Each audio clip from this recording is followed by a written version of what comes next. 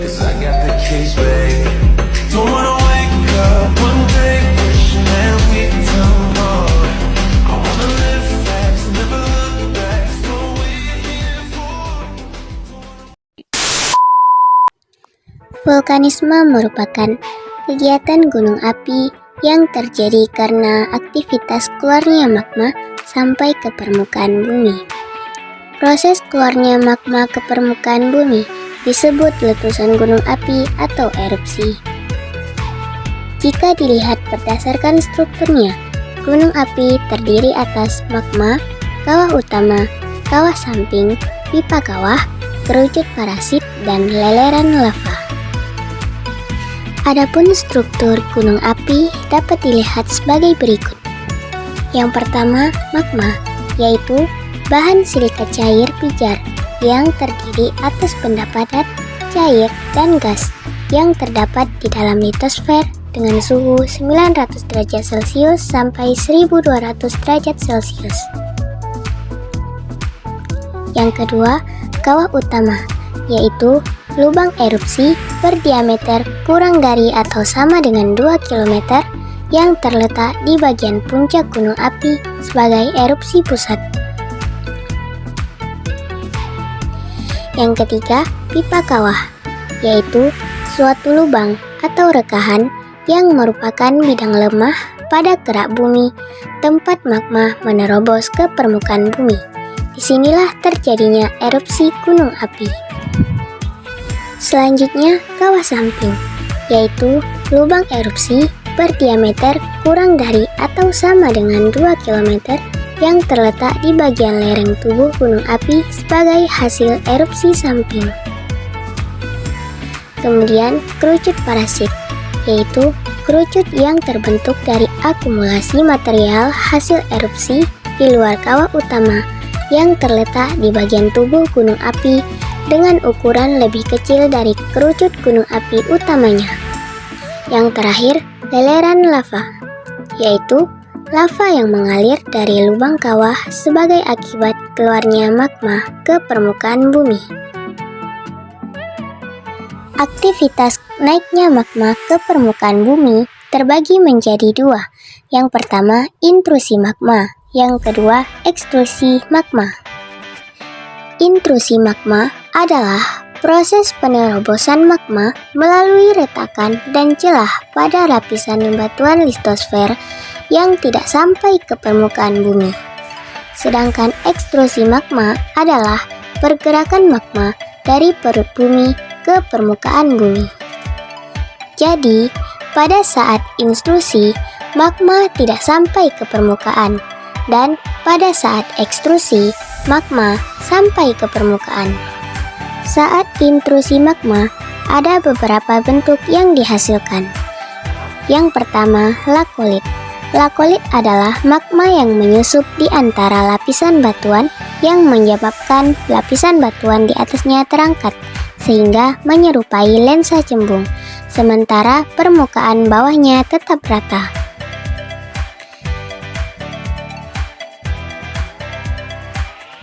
Yang kedua, daik. Daik adalah intrusi rata yang memotong batuan induk. Kadang, daik ini dapat berukuran besar atau juga bisa berukuran kecil. Ketiga, batolit. Batolit adalah intrusi magma yang dekat dengan dapur magma. Keempat, sil. Sil adalah lapisan magma yang tipis menyusup di antara lapisan batu. Yang terakhir, diaterma. Diaterma adalah intrusi magma yang mengisi pipa letusan berbentuk silinder mulai dari dapur magma sampai ke permukaan bumi. Ekstrusi magma atau yang biasa kita kenal dengan istilah erupsi gunung api. Ekstrusi atau erupsi berdasarkan lokasi tempat keluarnya magma dibedakan menjadi tiga. Yang pertama, erupsi linier, yaitu magma keluar ke permukaan bumi melalui retakan yang memanjang seperti sebuah garis yang menimbulkan deretan gunung api.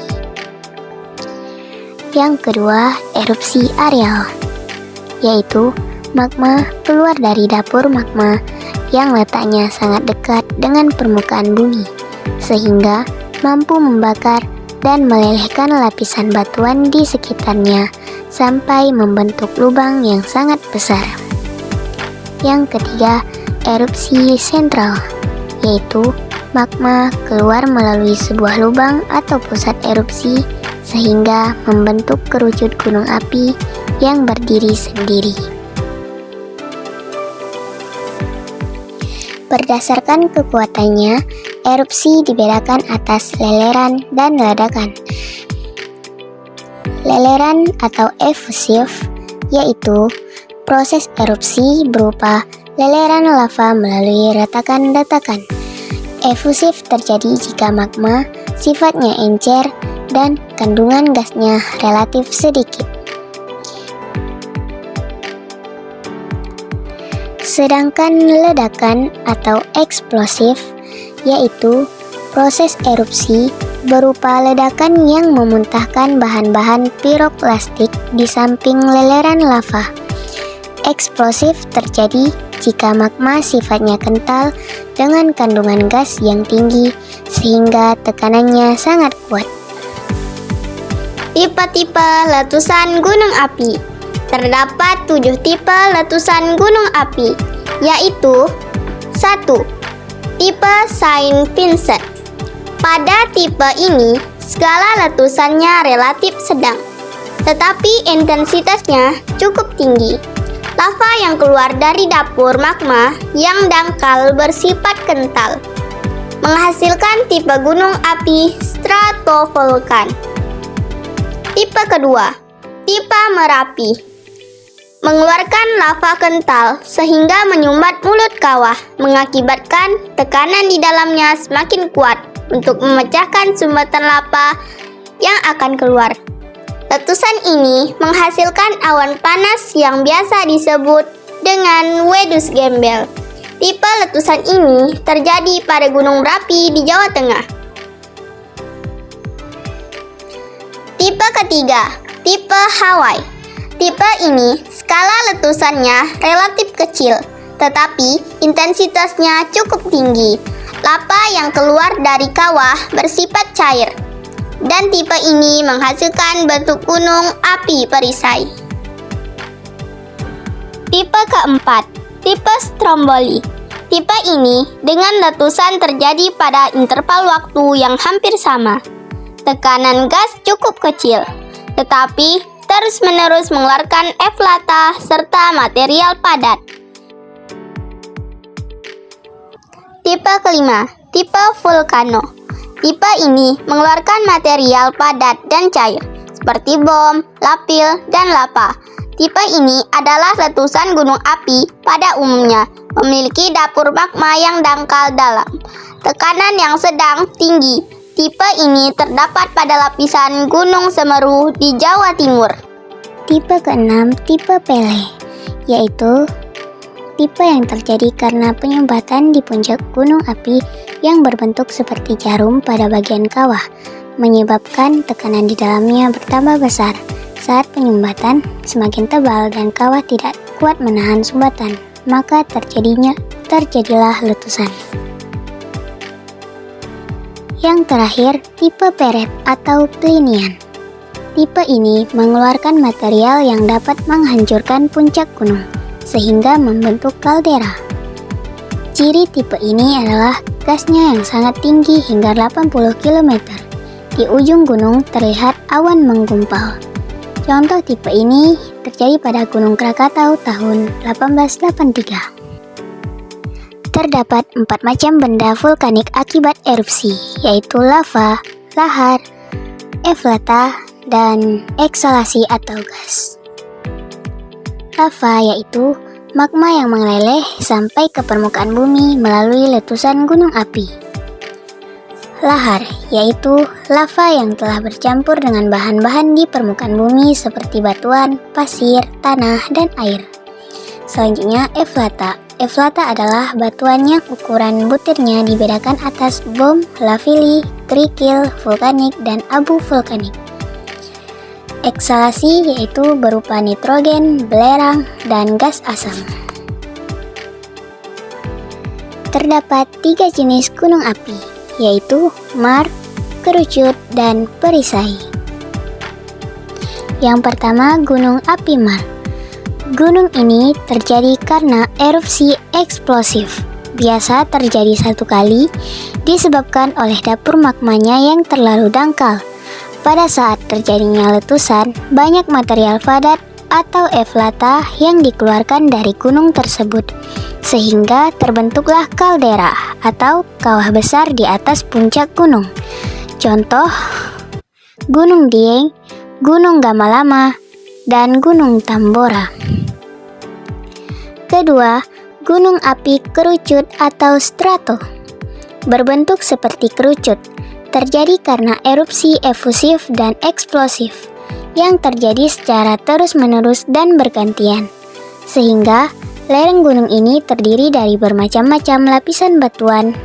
Dan di Indonesia, banyak terdapat gunung api jenis kerucut ini, di antaranya Gunung Kerinci, Gunung Pangrango, dan Gunung Merbabu. Gunung api perisai atau tameng.